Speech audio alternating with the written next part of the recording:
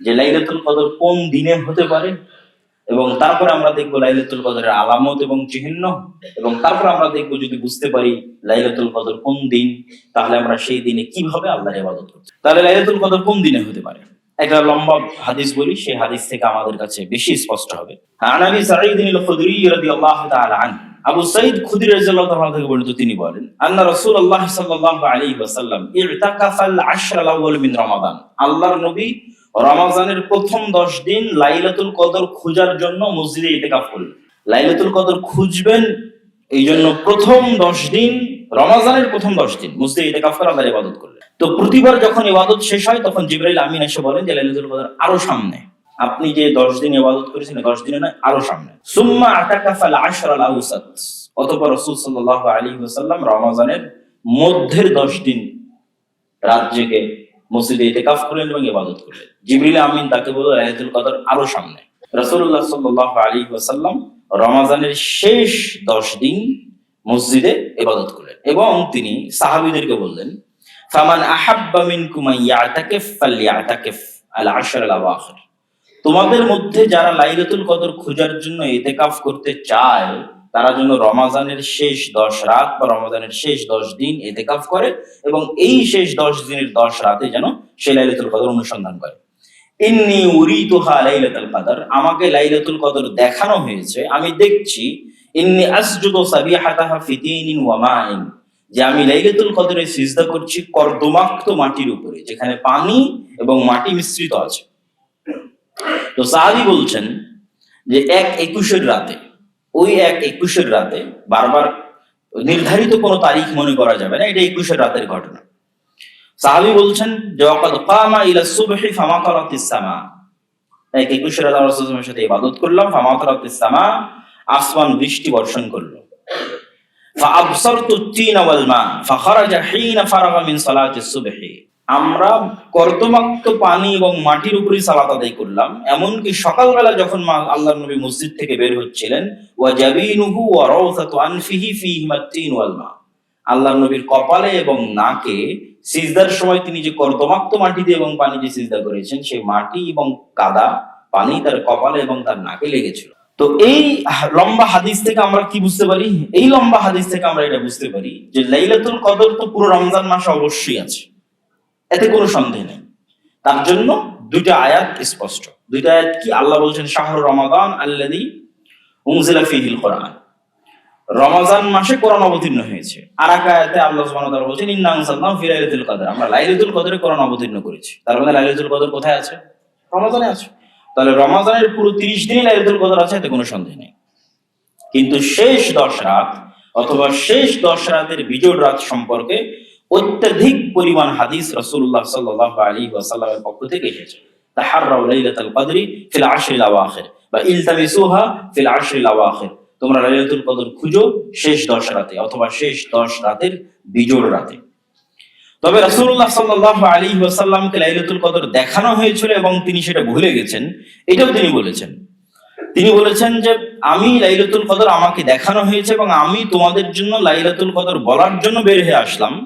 বের হয়ে আসার পর দেখি তালাহা ফুলানুন ওয়া ফুলানুন, দুইজন ব্যক্তি পরস্পরে ঝগড়া করছে। ফারুফিআত, ফলত তাদের এই ঝগড়া মিটাতে গিয়ে আমার নিকট থেকে লাইলাতুল কদর উঠিয়ে নেওয়া হয়েছে। ওয়া আসা আন ইয়াকুনা খায়রান লাকুম, আর আমার নিকট থেকে লাইলাতুল কদরের জ্ঞান যে উঠিয়ে নেওয়া হয়েছে, আমি মনে করি এটাতে তোমাদের জন্য কল্যাণ আছে। কি কল্যাণ আছে?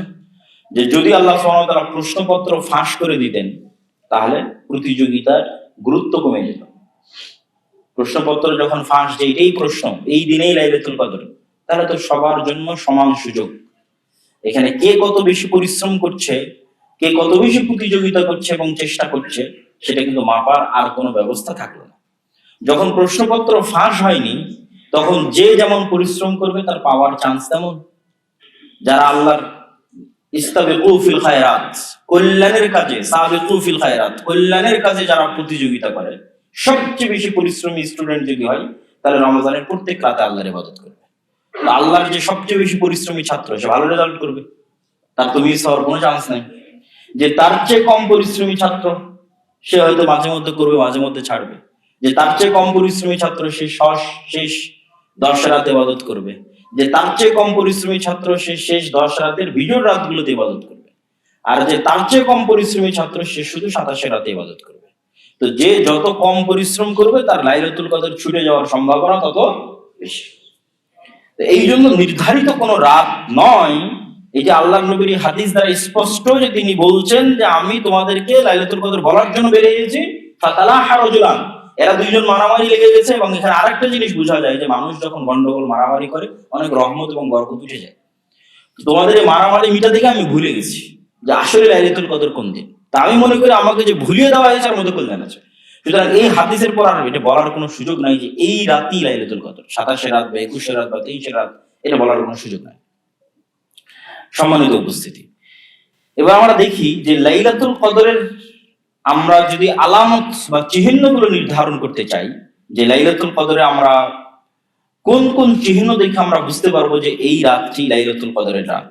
তো লাইলাতুল কদরের কিছু চিহ্ন আমি আপনাদের সামনে তুলে ধরবো ইনশাআল্লাহ, যা রাসূলুল্লাহ সাল্লাল্লাহু আলাইহি ওয়াসাল্লামের হাদিস থেকে বোঝা যায়। আন উবাই ইবনে কাব রাদিয়াল্লাহু তাআলা আনহু, উবাই ইবনে কাব রাদিয়াল্লাহু তাআলা তিনি বলেন, আখবারানা রাসূলুল্লাহ সাল্লাল্লাহু আলাইহি ওয়াসাল্লাম আন্নাহা তাতলু ইয়াওমাইদিন লা শুআআ লাহা, লাইলাতুল কদরের পরবর্তী যে সকালের সূর্যটা উদিত হবে, এই সূর্যের যে অগ্নিরশ্মি, আগুনের যে তেজ থাকে, সূর্যের যে তেজ থাকে, এই তেজ অনেক কম থাকবে, তেজস্বীবিহীন ম্রিয়মান সূর্য হবে। আব্দুল্লাহ বিন আব্বাস রাদিয়াল্লাহু আনহু তিনি বলেন, রাসূলুল্লাহ সাল্লাল্লাহু আলাইহি ওয়াসাল্লাম বলেছেন, লাইলাতুল কদর লাইলাতুন সামাহাতুন তালকা, লাইলাতুল কদর হচ্ছে স্বচ্ছ টলটলে পানির মতো স্বচ্ছ রাত, গুমট অন্ধকারাচ্ছন্ন রাত নয়। লা হারাতা ওয়ালা বারিদাতা, এই রাতে প্রচন্ড গরম এবং প্রচন্ড শীত অনুভূত হবে না, নাতিশীতোষ্ণ রাত। এবং এই রাতের পরবর্তী যে সূর্য উদিত হবে, সেই সূর্যের অগ্নিরশ্মি, লাল রশ্মির তেজ থাকবে কম। তাহলে লাইলাতুল কদরের যে আলামতগুলো, এই আলামতগুলো যদি আমরা একত্রিত করি, আগের একটা আলামত বক্তব্যের মধ্যেই চলে গেছে। রাসূল সাল্লাল্লাহু আলাইহি ওয়াসাল্লাম স্বপ্নে দেখছেন যে তিনি পানি এবং বৃষ্টির মধ্যে, কাদামাটির মধ্যে তিনি সিজদা করছেন, এবং সেই রাতে সাহাবী বর্ণনা দিচ্ছেন যে বৃষ্টি হয়েছিল এবং মসজিদে নববী কর্দমাক্ত হয়ে গেছিল এবং কর্দমাক্ত মাটিতে আল্লাহর নবী সিজদা করেছেন। তাহলে সবগুলো সারমর্ম হচ্ছে রাতে বৃষ্টি হওয়ার সম্ভাবনা আছে, রাত স্বচ্ছ টলটলে পানির মতো, এবং রাতে না শীত বেশি না গরম বেশি, এবং রাতের পরবর্তী যে সকাল, সে পরবর্তী সকাল হবে ম্রিয়মান, তেজস্বী সকাল হবে না। আর কিছু রিওয়ায়াতে পাওয়া যায় যে এই রাতে তারকার বিচ্যুতি ঘটবে না। তারকার বিচ্যুতি মানে আমরা যে উল্কাপিণ্ড নিক্ষেপ হতে দেখি রাতের বেলা, তো ওই তারকার যে বিচ্যুতি ঘটে মহাশূন্যে, সেই বিচ্যুতি এই রাতে ঘটবে না। এবার আমরা চলে আসি, লাইলাতুল কদর যদি আমরা পেয়ে যাই, তাহলে আমরা লাইলাতুল কদরে কিভাবে ইবাদত করব। লাইলাতুল কদরের ইবাদতের ক্ষেত্রে আমাদের দেশে সবচেয়ে যে বলা যায় অপছন্দনীয় প্রথা প্রচলিত আছে, সেটা হচ্ছে মসজিদে একত্রিত হয়ে খাওয়া দাওয়া অনুষ্ঠান আয়োজনের মাধ্যমে একটা পিকনিকের মতো পরিবেশ তৈরি করা হয়, এবং ব্যাপকভাবে লাইলাতুল কদরের রাতে আলোচনা অনুষ্ঠান হয়। যে বক্তা নিয়ে আসা হয়, বক্তা আলোচনা করবে এবং বক্তব্য দিবে। তো এইটা আসলে লাইলাতুল কদর এরকম আনুষ্ঠানিকতার বিষয় নয়, এটা পছন্দনীয় পদ্ধতি নয়। রাসূল সাল্লাল্লাহু আলাইহি ওয়াসাল্লামের বা সাহাবীদের পক্ষ থেকে এরকম কোনো পথ পদ্ধতি পাওয়া যায় না। তাহলে লাইলাতুল কদর উদযাপনের সঠিক সুন্নতি পদ্ধতি কি?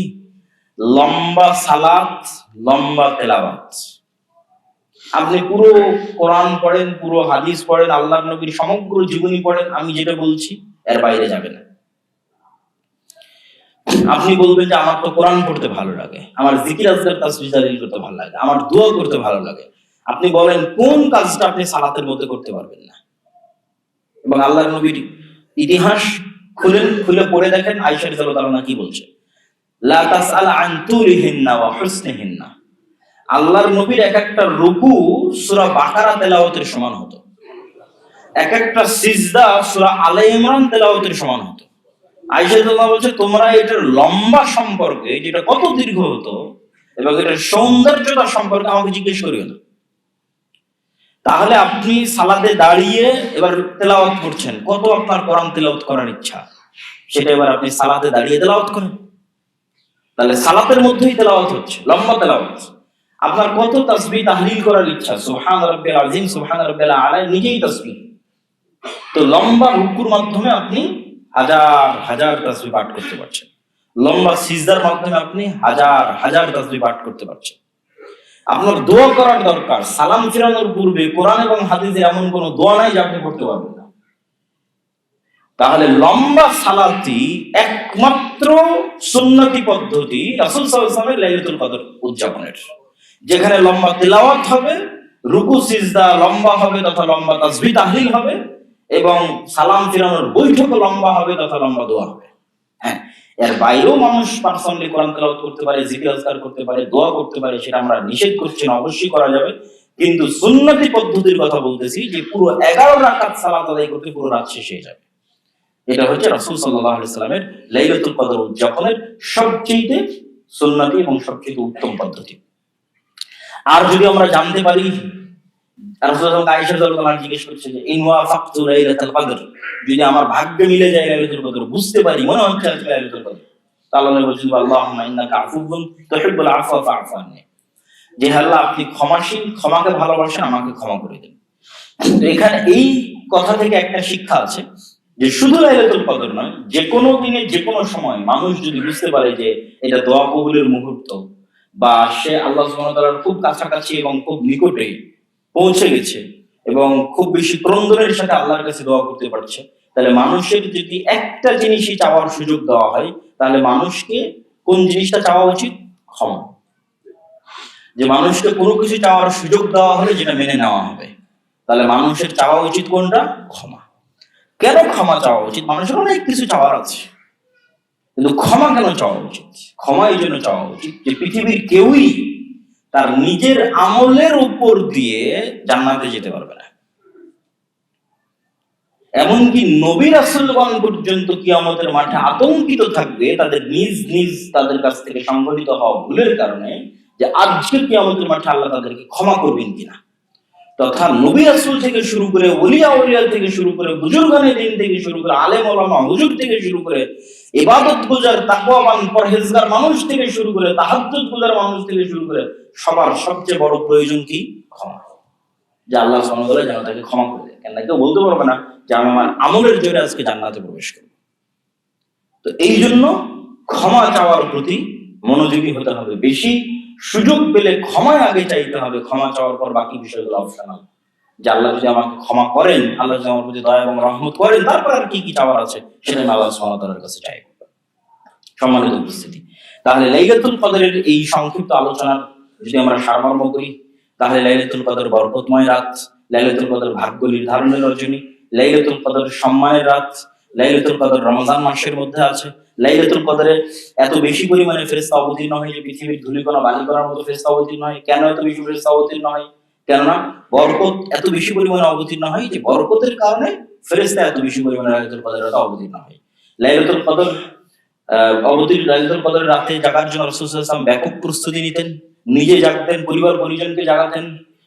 সারা জীবনে তিনি যা পরিশ্রম করতেন তার চেয়ে বেশি পরিশ্রম করতেন রমাদানের শেষ 10 রাতের জন্য। সেই ব্যাপক প্রস্তুতি আমাদের থাকতে হবে।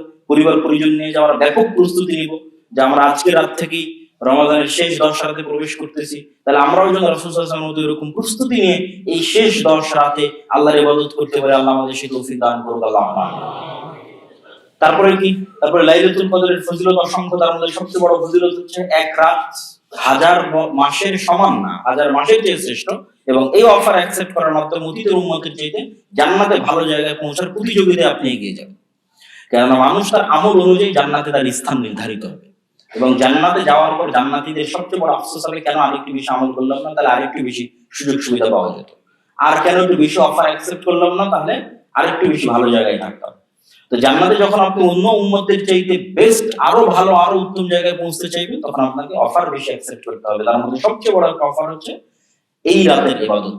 যা পুরো রমজান মাসের 30 দিনের সিয়াম সমান যে অফার, এক রাতের ইবাদত সমান সে অফার। অতীতের সকল গুনাহ ক্ষমা হয়ে যাওয়া হাজার মাসের ইবাদতের চাইতে শ্রেষ্ঠ। তার পাশাপাশি এই রাতে সময় নির্ধারণের জন্য কোনো দিনকে নির্ধারণ করা যাবে না। পুরো রমজান মাসে ইবাদত করবে সবচেয়ে বেশি পরিশ্রমী ছাত্ররা।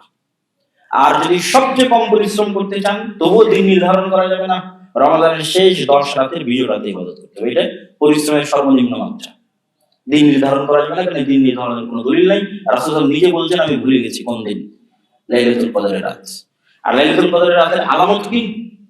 লাইলাতুল কদরের রাতে আলামত হচ্ছে বৃষ্টি হতে পারে, নাতিশীতোষ্ণ রাত হবে, স্বচ্ছ টলটলে রাত হবে, কোনো অন্ধকারাচ্ছন্ন নয়, পরের দিনের সূর্য অত তেজস্বী হবে না। আর লাইলাতুল কদরে দোয়া করার সুযোগ পেলে আল্লাহর কাছে ক্ষমা চাইতে হবে। আর লাইলাতুল কদরের ইবাদতের নামে কোনো আনুষ্ঠানিকতা করা যাবে না, বরং লম্বা সালাত, লম্বা জিকির আজকার, লম্বা রুকু এবং লম্বা সিজদার মাধ্যমে ইবাদত করতে হবে। আল্লাহ আমাদের কবুল করুক, আল্লাহুম্মা আমিন।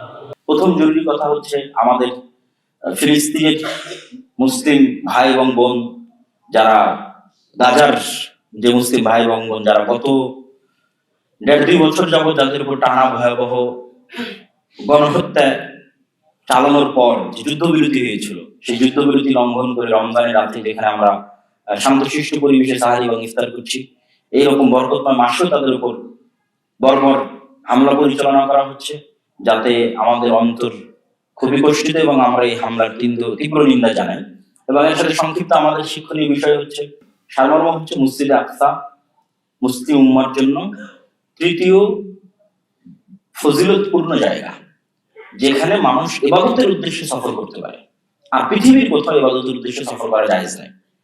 মসজিদে হারাম মক্কা, মসজিদে নববী এবং মসজিদে আকসা, এই 3টে জায়গা ছাড়া আর কোথাও আমি নেকি বেশি হবে এই মর্মে সফর করবো ইবাদতের জন্য, এটা হারাম। যে আপনি এখান থেকে জামিয়া সালাফিয়াতে গিয়ে ইবাদত করলে বেশি নেকি হবে, দারুল উলুম দেওবন্দে গিয়ে ইবাদত করলে বেশি নেকি হবে, বা আজহার বিশ্ববিদ্যালয়, মদিনা ইসলাম বিশ্ববিদ্যালয়ে গিয়ে ইবাদত করলে বেশি নেকি হবে, এই উদ্দেশ্যে যদি কেউ সফর করে, সফর হারাম।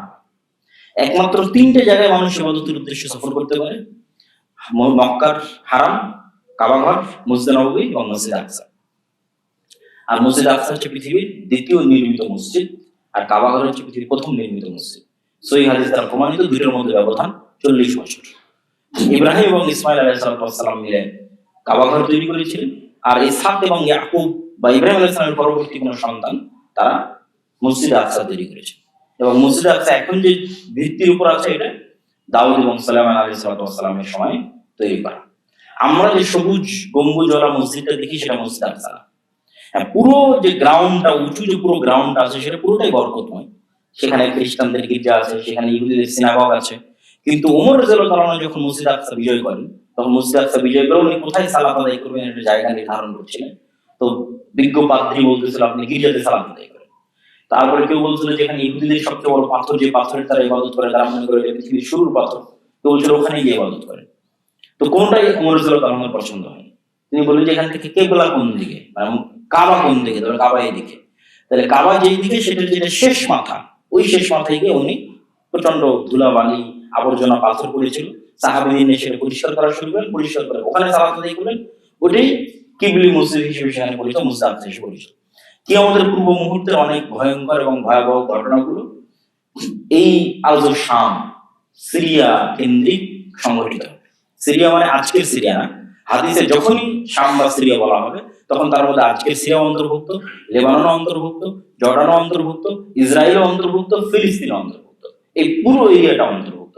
এরা অল্প অল্প দেশ একটা আরেকটার সাথে পাশাপাশি লেগে আছে, পুরোটাই সিরিয়া। সাহাবীরা যখন সিরিয়া বিজয় করেন তখন এই পুরোটাই বিজয় করেছেন। আজকের ফিলিস্তিন, আজকের ইসরায়েল, আজকের লেবানন, আজকের জর্ডান এবং আজকের সিরিয়া। এবং কিয়ামতের পূর্ব মুহূর্তে সকল ঘটনা এখানে সংঘটিত হবে। দাজ্জালকে হত্যা করা হবে জেরুজালেমে, যেখানে মসজিদ আকসা আছে, সেই জেরুজালেমের বাবুল লুদ নামক জায়গায়। ঈসা আলাইহিস সালাম কোথাও অবতীর্ণ হবে, দামেস্কের মসজিদে অবতীর্ণ হবে। সুতরাং এই জায়গাকে কেন্দ্র করে যে রক্তস্নাত এবং রক্ত প্রবাহিত হবে, এটা স্বাভাবিক ঘটনা। এই জন্য মুসলমানদের হতাশার কিছু নাই, বরং আসলেই ইহুদিদের জুলুমের মাত্রা এত বেশি হবে যে জুলুমের মাত্রার কারণে প্রকৃতি তাদের বিরুদ্ধে চলে যাবে। এটা এই হাদিসটা আমি আগে বুঝতাম না, যে রাসূল সাল্লাল্লাহু আলাইহি ওয়াসাল্লাম বলতেছেন যে পাথর বলবে হে মুসলিম সৈন্য, এখানে ইহুদি লুকিয়ে আছে, তাকে হত্যা করো। গাছ বলবে যে হে মুসলিম মুজাহিদ, এই যে এখানে ইহুদি লুকিয়ে আছে, তাকে হত্যা করো। কেন পাথর এবং গাছ কথা বলবে? মানে ইহুদিদের অত্যাচারের মাত্রা এত বেশি হবে যে অত্যাচারের মাত্রার কারণে আল্লাহর প্রকৃতি তাদের বিরুদ্ধে চলে যাবে, আল্লাহর সৃষ্টি তাদের বিরুদ্ধে চলে যাবে। মানুষ তো তাদের বিরুদ্ধে যাবেই।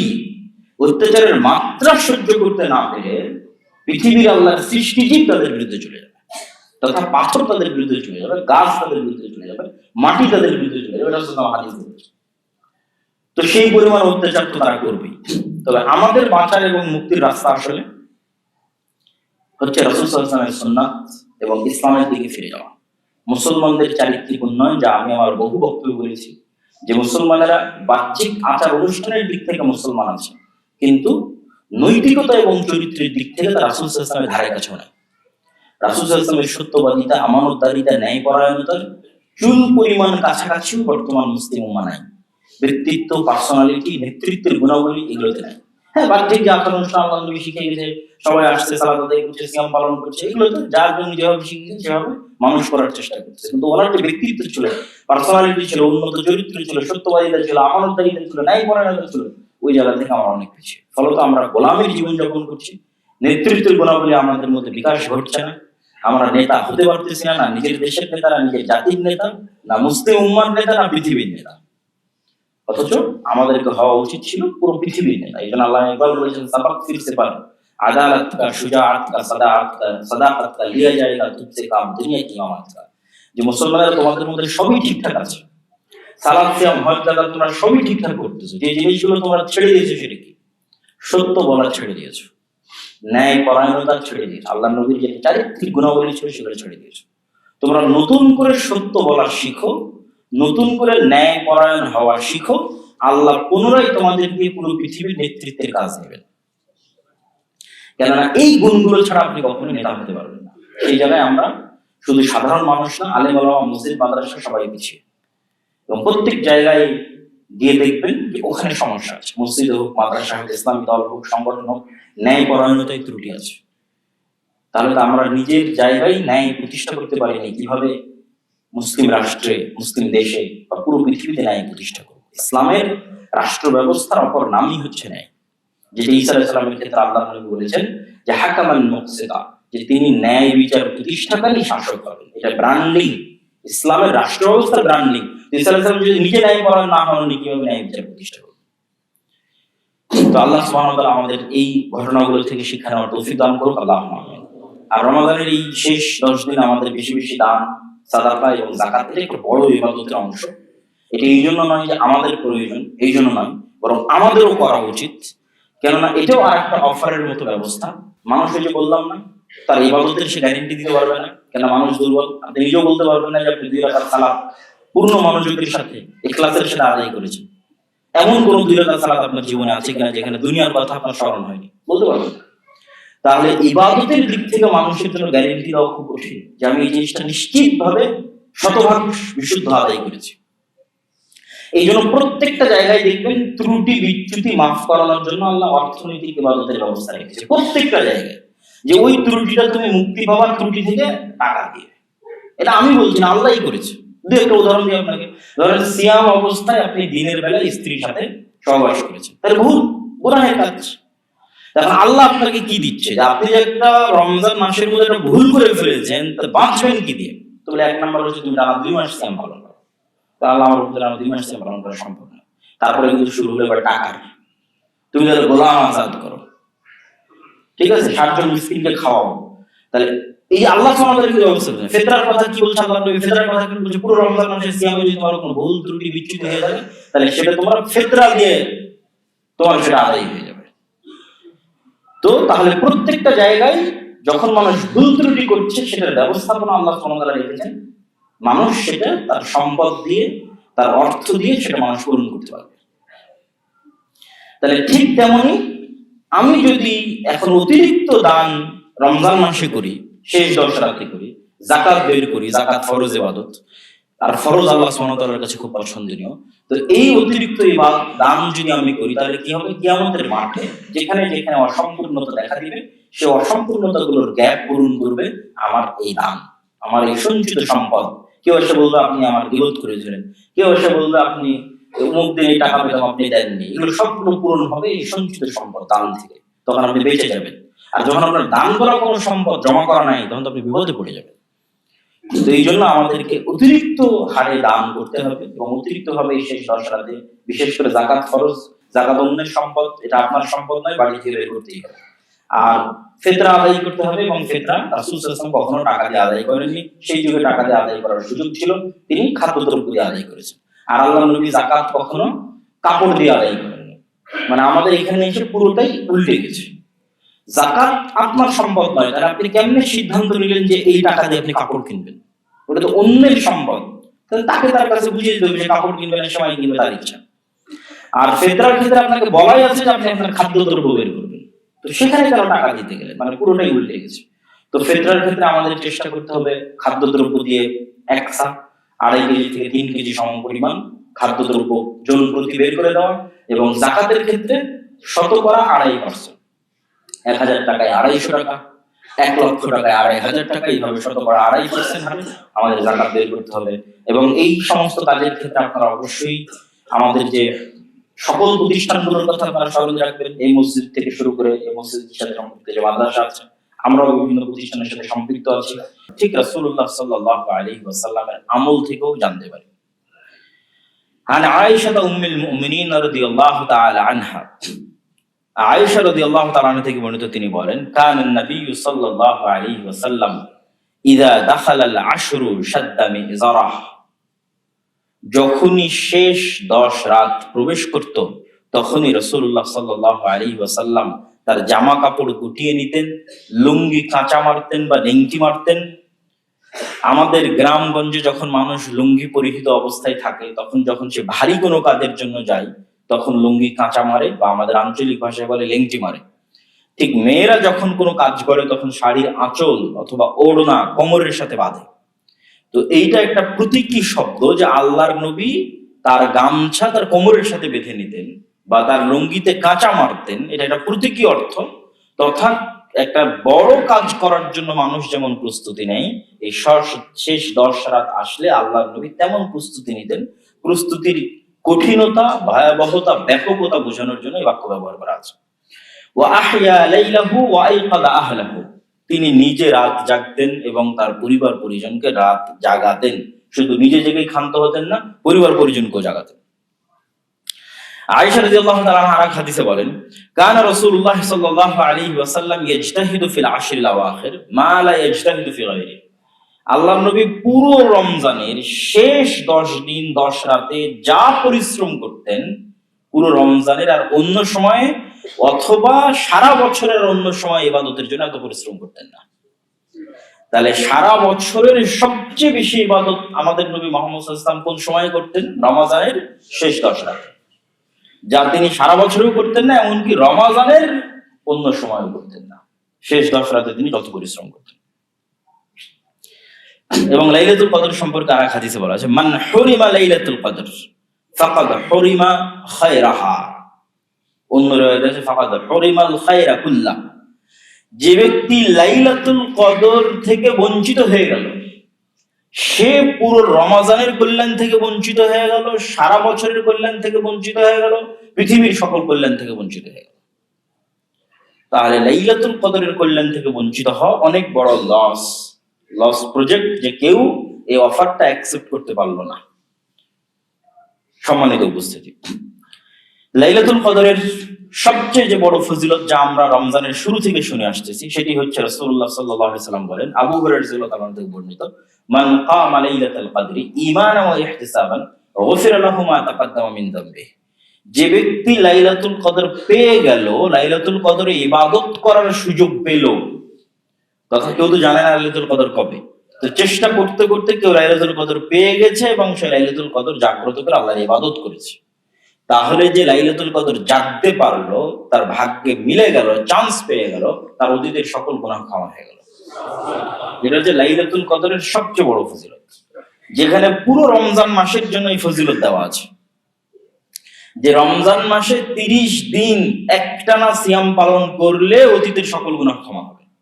তাহলে অতীতের সকল গুনাহ ক্ষমা নেওয়ার জন্য 30 দিন না খেয়ে থাকতে হচ্ছে। তারপরের বাক্য কি? যে ব্যক্তি রমজান মাসের প্রত্যেক রাতে তারাবির সালাত আদায় করে, তাহলে প্রত্যেক রাতে 8 দিন 11 রাকাত তারাবির সালাত আদায় করে টানা 29-30 দিন আদায় করার পর কি ফজিলত পাওয়া যাচ্ছে? অতীতের সকল গুনাহ। তাহলে একদিকে 30 দিনের সিয়াম, একদিকে 30 দিনের তারাবি, আর একদিকে শুধু এক রাতের ইবাদত, ফজিলত সমান। অর্থাৎ 30 দিন পরিশ্রম করে সিয়াম পালন করে আমি যে ফজিলত পাচ্ছি, সেই ফজিলত আমি শুধু এক রাতের ইবাদতের ভিত্তিতে পেয়ে যাচ্ছি, সেটা হচ্ছে লাইলাতুল কদর। তাহলে লাইলাতুল কদরের গুরুত্ব এবং তাৎপর্য আশা করি আমাদের কাছে স্পষ্ট।